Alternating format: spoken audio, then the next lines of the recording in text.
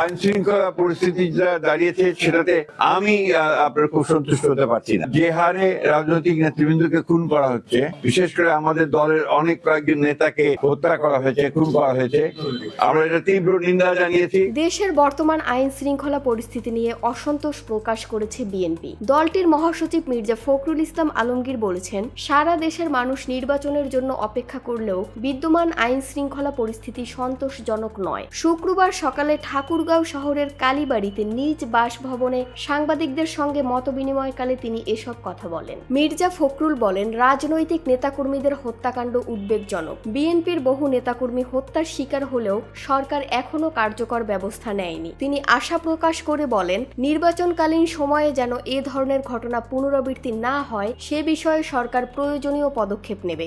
ছাত্র সংসদ নির্বাচন জাতীয় নির্বাচনে কোনো প্রভাব ফেলবে না উল্লেখ করে তিনি বলেন, অতীতেও এর কোনো প্রভাব ছিল না, ভবিষ্যতেও থাকবে না।